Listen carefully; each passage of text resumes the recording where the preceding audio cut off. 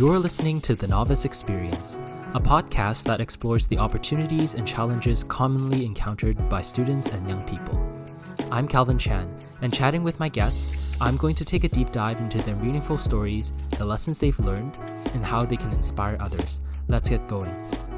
Hey everybody, welcome to another episode of the Novice Experience. I'm your host, Calvin Chan. Today, my friend Brinton Chua is here. Brinton graduated in 2016 from the Pacific Institute of Culinary Arts in Vancouver with a diploma in culinary arts, baking, and pastry. There, he specialized in classical French techniques in both culinary and pastry and graduated at the top of his class. In addition to his chef training, he is also a strong operations professional, experienced with culinary management and education. And Brinton is currently a sous chef with Aburi Restaurants Canada in Vancouver. So welcome to the show, Brinton. So happy to have you here. Hi, thanks for having me too.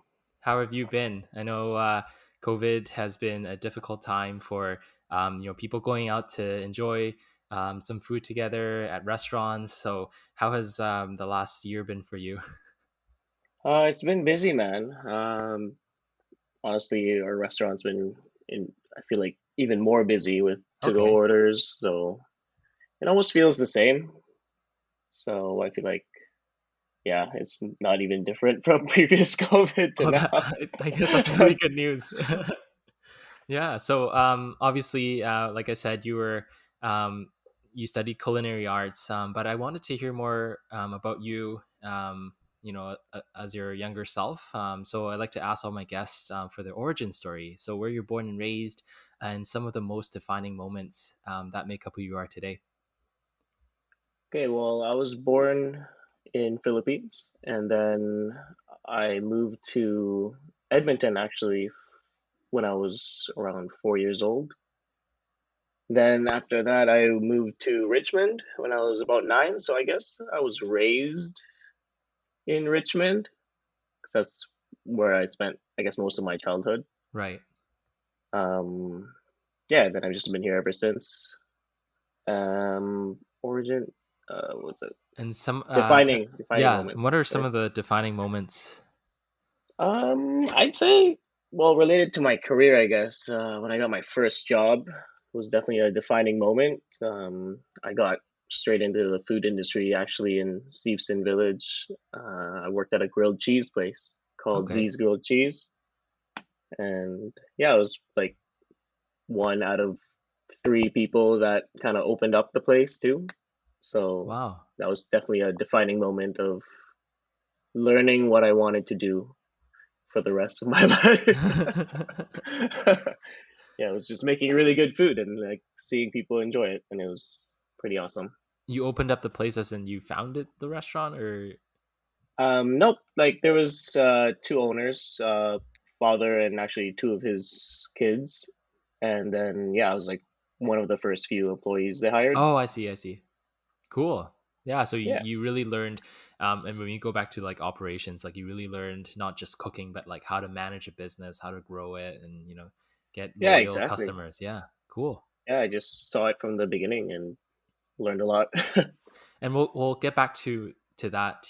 Like how it all started and how have you been on this journey. But I'd like to do a segment called "Give Me Five." It's a lightning round of questions, so our listeners get to know you better.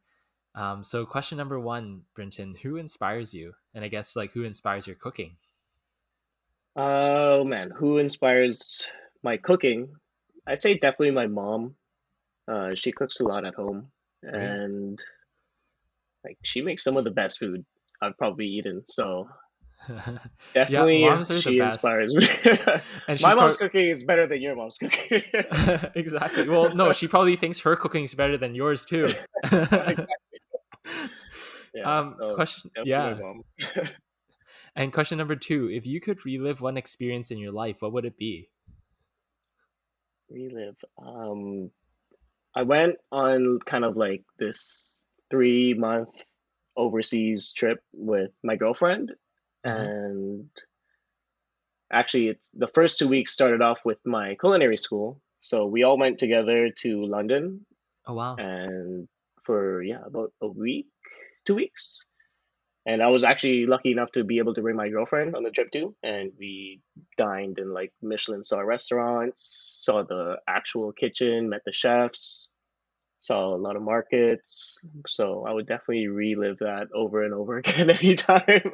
Yeah, I mean that sounds like a really really good experience. Obviously, a nice part of your career, but also like I guess your relationship, because it's obviously a special experience for her to support you in London. So awesome, cool. Yeah.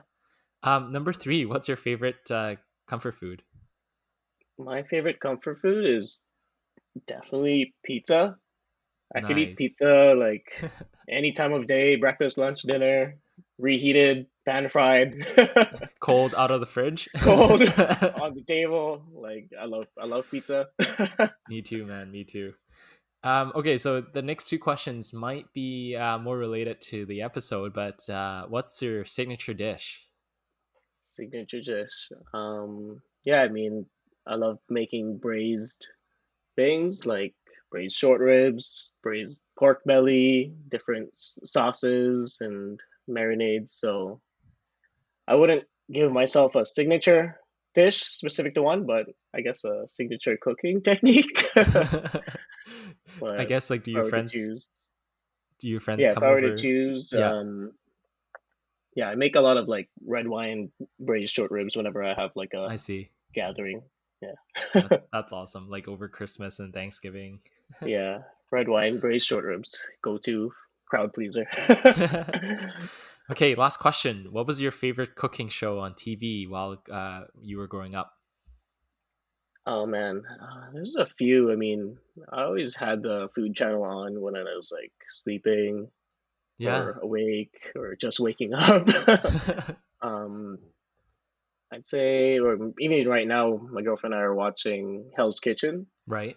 with That's Gordon a Ramsay. classic. Yeah. Um, Alton Brown had a lot of shows, or I really like watching cooking competitions too. Yeah, But I watched a lot of Cutthroat Kitchen yeah, back then. Cutthroat Kitchen is pretty interesting. Yeah, because I don't know. I wasn't like I cook at home a lot, so not to say I wasn't passionate about cooking, but I was watching the show more to see how people react to different situations and Right. like how they sort of strategize the competition more than the cooking. So that was really Yeah, interesting. it's crazy. Like they get some wild ingredients, man, and Yeah, to come up with some of the things they make, it's like wow, so talented sometimes, or it goes really bad, either or. that's true. That's true. Yeah. Awesome. Yeah. So, Brinton, like I said, you were at the Pacific Institute of Culinary Arts in Vancouver. Can you tell us a little bit more about your specialization in classical French techniques? So, what are some of these techniques, and why did you choose to learn that? Honestly, like with cooking in general, you really need to start off honing your basics and a foundation Hmm. to be able to create dishes in the future. So, I mean, I went to Pika because like I really loved their program. It was super intensive and short. It was 6 months culinary and 6 months baking and pastry, which of 3 months of the first half year is strictly like learning all the fundamentals, learning the history, learning techniques, and then after the 3 months, you actually run the student kitchen or student bakery, and then yeah, you get actual dinner service for 3 months and really good practice with like what you've learned, and you actually even make features and stuff. So I think they yeah, have a restaurant there, right? That's yeah. how you were doing your dinner service. I think they changed the name to like Blue Hat Bakery, or I forgot the name of their restaurant, but maybe Blue Hmm. Hat Bistro. I don't know, something like that. But yeah, definitely go there for a really good set menu dinner, and it's super cheap too, and Hmm. really good pastries and everything. Highly Yeah, I recommend. bet. And that's on Granville Island. Yeah, right in the entrance of Granville Island, I see. Yeah. so yeah, you Um, can't miss it. so how was your experience there? Obviously, it's not a typical classroom setting. So what's a typical school year like, and what's a class like? So for me, I think my class had like less than 10 people for culinary side. Um, yeah, I mean, it felt like a classroom to begin with. You know, you got classmates, you're taking notes, you got a textbook. Okay. Um, there's a chef instructor who also, yeah, who teaches you history of cooking and also showing you how to cook at the same time. So it's like pretty good because you know you're always so interested and you get to do what you're learning right away instead of just reading about it. Yeah, for sure. You Um, get to do practical experience right away. yeah, and Yeah. that's how I like to learn. I can't just read textbooks all day and then just regurgitate it without having like hands-on Yeah. experience, I guess, or hands-on training. So I found it really interesting. It was definitely a lot better than going to business school because I did business school for Right. like, I don't know, a semester. And I was like, no, this is not for me. Yeah, and I guess you can't be a good chef like without actually trying to cook, obviously, right? Like nobody gets good by just reading a textbook. But I found it interesting how you said you had to learn about history, and I'm thinking about other art forms. Obviously, cooking is an art, and I'm thinking of other art forms like, let's say, music, um, or like studio art, right? Like Right. those require a lot of analysis into like history and how classical artists like pave the way of how music is written and stuff like that nowadays. So is history really important in cooking? Like, is it almost the same as if you were learning music? Almost exactly the same. Interesting. Hmm. Just from like the development of the menu, you know, Mm, rotational menus, seasonal menus, who invented this style of cooking, who invented this cooking technique, why it was invented, and like, yeah, I think you just really need to learn the history so you can, it's like fundamentals. It's like your fundamental, and then you can yeah. build on it and kind of think how they were thinking so you can create something new. How So how it's exactly has like art and music. how has food changed? Food has evolved significantly, especially, well, I mean, even in just in cultural settings, but from the portion sizes to the amount of courses you'll have, and even just like the complexity of it. Um, Right. a big change in the, I guess, the culinary industry was probably when gastronomy started coming. That was more of the blend between science and cooking, Yeah. changing the form of normal food so you wouldn't expect what it actually is, but it tastes like this. Like Yeah. it's like mind blowing stuff. You make things into jellies and random things into mousses, or yeah, it's very very interesting. So, but that didn't really click on right away. There's, you know, as with change, everybody's like, "Whoa, that's weird. What are you doing?" But now it's like huge. It's incorporated into everything. Do you have to learn the science part at school? I guess like maybe people are doing research or there's like actual scientific stuff written on it. Like, do you guys have to study that? Yeah, I mean, it's the technique, right? So if you don't study it, then you don't know how to do Mm, it. right. Interesting. Yeah. So like, what are some of the most technically challenging dishes you've made? Oh man, technically challenging.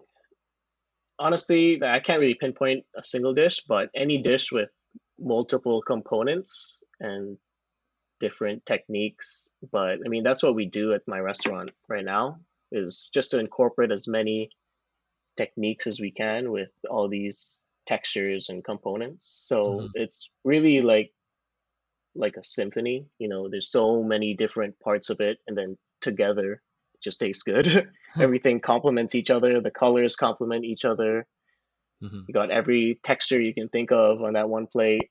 So yeah, I wouldn't really say, I can't say like one dish is this is the hardest dish to make in the world, Interesting. Yeah. but it's just how you combine everything together, I guess. Yeah, it's interesting you bring up components because when you say that word, I'm reminded of the difference between maybe Western and like say Asian cooking, right? Because perhaps in Western cooking, there's I think a main ingredient, like a protein, and then you build around that protein to form your dish. Whereas in Asian cooking, I feel like, for example, like classic pad thai is putting all the ingredients together, but it's how they work together and the flavors that come together when you use symphony that I'm reminded of that. So do you think there's actually this distinction between different cultures, and what do you prefer? Maybe you have a preference. I know that you're working in more of like an Asian restaurant right now, but you've made a lot of like Western dishes as well, obviously. Yeah, I think with culture, it's not so much of the like star of the dish, like you said, based around the meat or something collective like pad thai. It's Yeah. more of the ingredients they have available to them. Okay. So kind of like in Japan, I mean, every Japanese recipe involves soy or sesame or miso. Right. So I think yeah, it's just like what's available in that region is what affects their cooking or influences their cooking the most. And so what was your other question? No, just like if you have a preference of what you like to cook. Preference. Yeah, an influence, I Um, guess. yeah. Yeah, well, I'm working at Japanese kind of West Coast restaurant right now. I mean, my Hmm. head chef is Filipino, so I definitely get a lot of Filipino inspiration too. Right. Um, and myself, I'm Chinese or Filipino Chinese, Yeah. so I love Chinese food and I've always wanted to learn more about it. Yeah. Um, but I mean, my girlfriend loves pasta, so I'm really into Italian cooking too. So I don't know. I guess to be a chef, it's you can't have one favorite. You have to like love them all equally. That's awesome. That's awesome. So, you mentioned your mom and like I guess like your coworkers and your bosses at work and also like your girlfriend. But my question was going to be, who and what influences your cooking? So I guess like as you embark on your career now, obviously you have to cook what's on the menu, but when do you take the opportunity to sort of create your own dishes, experiment, and what influences that? Honestly, I wouldn't say it's one person specifically, but Hmm. it's honestly everything around me that influences my cooking. From eating to other restaurants and enjoying a certain part of it, or going out on a date and like just really liking something we ate that day or something I smelled or even like the season and what I see in the grocery stores or if I find some new vegetable or fruit I've never seen before and sparks like curiosity. I wonder how this tastes or what can I Yeah. pair this with.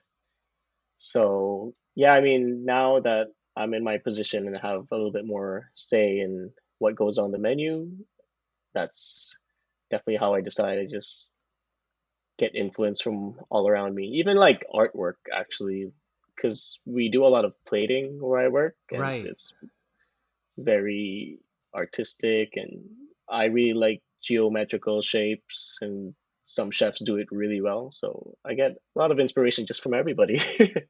That's awesome. And you mentioned like influencing the menu and choosing the next thing. And I wanted to touch on how you started as a line cook with the Aburi restaurants, and then you were promoted to lead line cook, and then now you're a sous chef. Could you tell us a little bit more about the hierarchy of chefs and like what are their respective roles and responsibilities? So basically, if you go into a kitchen, you start off as a line cook. Basically, you're producing, you're cooking, you're the ones they're the ones making the food you eat. They're the ones cooking it every day, morning, night, whenever, and then they also prep the ingredients. Cut the vegetables, make the sauces. So that's everything. Basically, the line cook does a lot of the cooking, and then after that, you have a lead line or just a manager, I guess, of the station. Well, I guess there's multiple stations in a restaurant. Each one is designated like appetizers or the fryer, grill, and everybody has their own leader. Um, so after that, after you're a line cook, you go into this leadership position where you uphold standards, quality, tell people what's wrong, tell people what's right, organize how dishes are being made, the timing of things. So that's the lead line cook position. And then after that, uh, I guess sous chef for where I'm working. A lot of different restaurants do it differently, but it's generally in that sequence, Hmm. depending on how much people they have or how big their kitchen is. If you have a kitchen of 2 people, then it's pretty useless to have all these positions. But Right, if you have right. a kitchen of 20 or 30 people, then you really need designated positions and leadership. So after lead Hmm. line, sous chef, you're now learning more management and costing, food menu development, Right. um, overseeing the whole production, really upholding standards and quality, reviewing people, training. So it's like literally overseeing the whole restaurant. Hmm.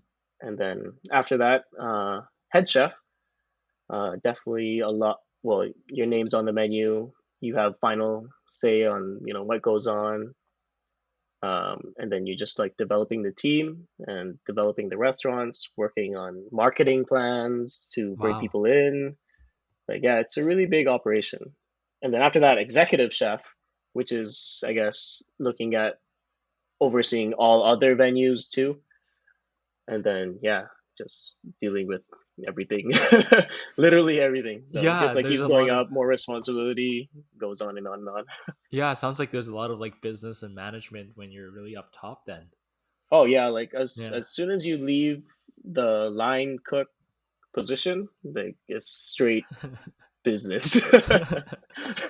And how have you grown from that experience? Obviously, you when it comes to management and leadership, there's a lot of more interpersonal skills that are required.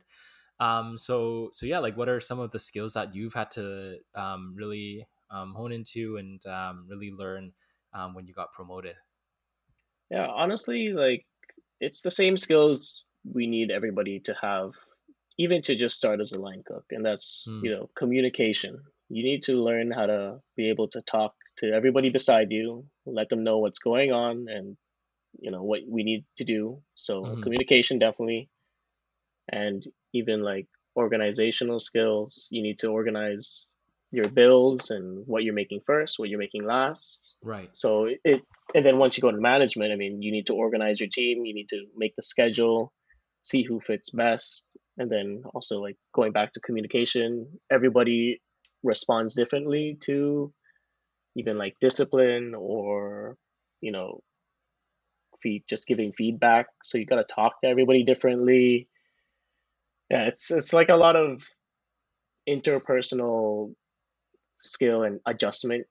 Um, but yeah, I've definitely, I want to say I've like grown a lot and matured a lot because I'm definitely one of the younger people in the kitchen, and to be Right. able to learn how to manage someone that's been there longer than you or gain their Mm, trust to be their leader, it's a lot of work, and you just have to be really mature about it. Yeah. yeah. I can see that because I'm in the engineering field, and sometimes obviously I'm a junior engineer, but sometimes I'm working with technicians or like experts that have been on the job for 20, 30 years. And not that I'm leading or supervising them directly, but engineers have to work between people in management but also people that are on the field. So yeah, really have to build up that rapport and trust in the relationship, and basically show them that You can do it. you're worth it. Yeah, you're worth their time. Yeah, You can do it. Yeah, just because you're yeah, in a management position doesn't mean you're worthy or even good to be a leader. exactly. Yeah, you gotta Yeah, really lead by example, especially in the yeah, kitchen. Like, you gotta, if you want people's trust, you gotta be like on your knees, scrubbing away, like yeah. doing the dirty work. Like, that's how you get people to trust you. You gotta be the hardest I working one.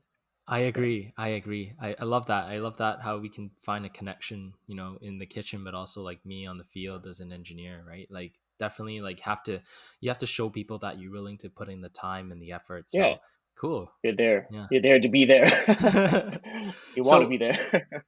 yeah, exactly. So what were some of the most difficult times when you were working up to be a sous chef? Like, were there times where you felt a lot of doubt, you were frustrated, and how did you overcome those moments?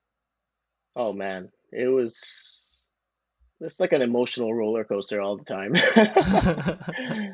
Yeah, it's just like there's just so much pressure, and especially I don't know about under other industries, but Yeah, man, in the kitchen, it's pressure is on all the time.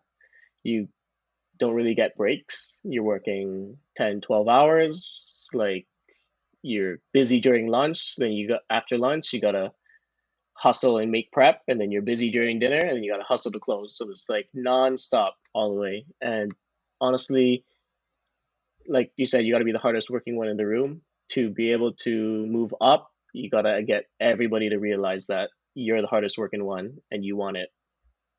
So definitely like emotionally you're like so beat, you're so tired, hmm, but you just gotta like keep talking to yourself and be like, yeah, I can do it. Um, Even like getting support from my girlfriend or right. family, like questioning if I'm doing the right thing, if I'm moving too fast, or if I should just like slow down. And you just gotta keep going, just nonstop. But yeah, those are definitely like you just gotta be really mentally strong to be Yeah, able to handle all the pressure and just not crack.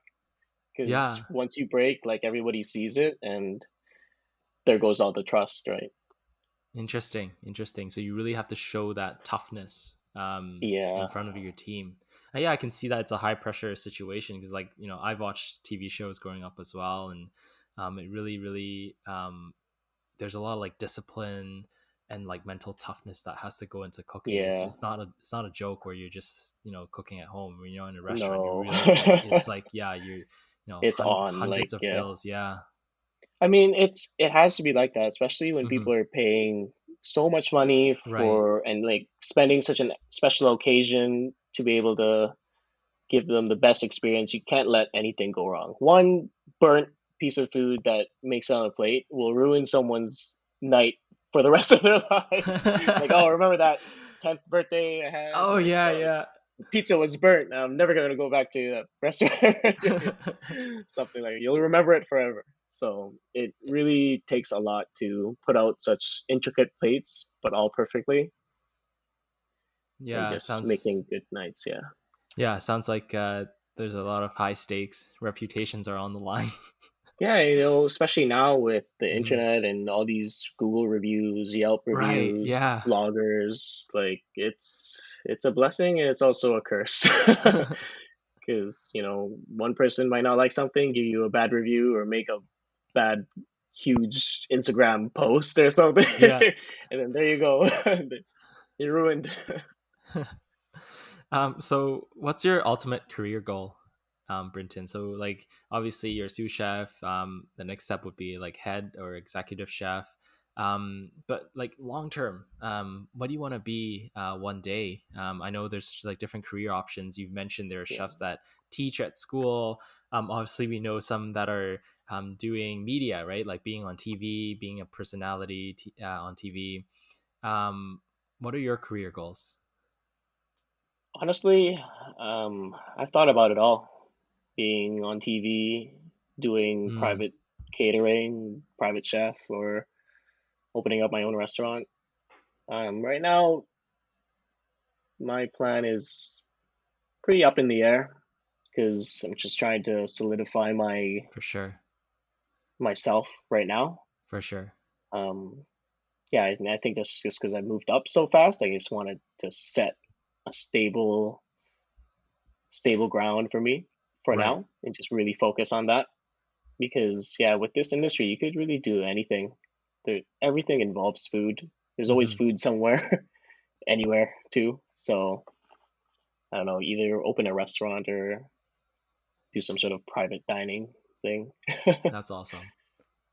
When if you opened your own restaurant, what would be What would be the restaurant's menu be like? Oh man, if I would open a restaurant, I'd open multiple restaurants with Yeah. different concepts. Okay. Definitely like one would have to be like comfort food, just food you could just eat and feel like shit after, but really enjoy. Yeah, like But pizza. everything is still good. Yeah, yeah. Open up my own pizza place or burger place. I love burgers. Right. So like something along those lines, and then I'd open up like something more fine dining with set menus and intricate, components. Or I'd open up like a bakery because, make really good bread or pastries, croissants, Right. Yeah. even like donuts, like really good donuts nowadays too. Yeah. So yeah, I don't know. I'm just so indecisive. I still want everything, but but yeah, it'll take time. Yeah, for sure. No, that's awesome. I really want to try your own restaurant one day. Hey, same. I don't know what I'm gonna make. Cool, Brinton. So we're near the tail end of our episode here, but I wanted to ask one last question. What's one advice you give to a young student who has a passion for cooking and is, debating whether or not they should pursue a culinary career? Oh man, if I was to tell anybody, I'd tell them not to do it. Really? Unless they really love it. Right. Because honestly, if you don't love what you're doing, you're not gonna last a week. Mm, Um, if you don't love cleaning, if you don't love scrubbing away at dirty pots and pans, you're gonna right. hate your life because that's 80% of the work. And like I said, you got to be the hardest working one. So even in terms of social life, if you don't prioritize, hanging out with friends or having time to be with family, then you really got to think about that because being in the kitchen, you're there 5, even 6, 7 days a week. Who knows for the whole day, all weekends, all holidays. So you better be able to give up and sacrifice a lot of things. And I think that's why there aren't too many people that stick in the industry for that long or even Mm, go into it because like work life balance, it's non-existent. right. And you're just putting your head down to move up the ladder, learn your craft, and just really dedicate yourself to it. Even when you're not at work, you gotta be studying, you gotta be looking at new things, what to create next and how you can be better. So yeah, that's my advice. I mean, if you got to be all in or nothing if you want to go in this industry, I think. Yeah, there's definitely a lot of sacrifice. Again, like it's not a joke. You really have to prove yourself, and also, Yeah, I guess not to others, but also to yourself as well. That to you can yourself is stick the in. most important. Right.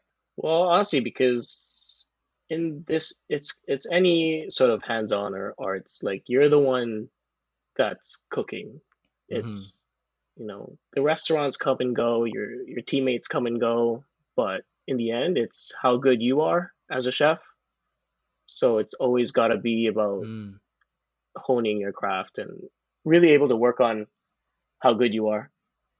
So yeah, that's why I say focus on yourself and kind of just keep building and building and get better. I mean, that goes with everything, I guess. That's true. But Cool. yeah, Yeah. Thanks so much for taking the time to share your culinary journey, Brinton. And it's been really interesting seeing you, studying at Pacific Institute, but now working at Aburi restaurants. Really, really good food. Yeah. So to our listeners, if you want to check out Brinton's food, try it out. Go check out Minami restaurant in Vancouver. And Brinton, if people want to find you on social media, where can they find you? just type in my first name and last name, and I'll be there. Brinton Chua, Yeah, Instagram. on Instagram. So yeah, you share a lot of photos of your food, Yeah, and you'll also mostly see dog pics, and foods. dog. Yeah, yeah. I get hungry every time I see I'm your sorry, all food. my late night posts. I Yeah. get so many people messaging me. I hate you. I'm gonna unfollow you. You making me so hungry. It's so Yeah, late. exactly. Like I'm Exactly. sorry, dude. I just got off. I don't have time to post during the day. Brinton making everybody Yeah. hungry at 3 a.m. Yeah, don't follow me. I'm sorry. Great. Thank you so much for being here. Thank you. Thanks for having me. And thanks to our listeners for tuning in to another episode of the Novice Experience, and we'll talk to you next time. Thank you for listening to this week's episode of the Novice Experience. Our theme song is Concrete Jungle by Audio Binger. You can find us or reach out on social media at the Novice Exp. That's the Novice EXP. Don't forget to subscribe and leave us a review on all your podcast listening platforms. Talk to you next time.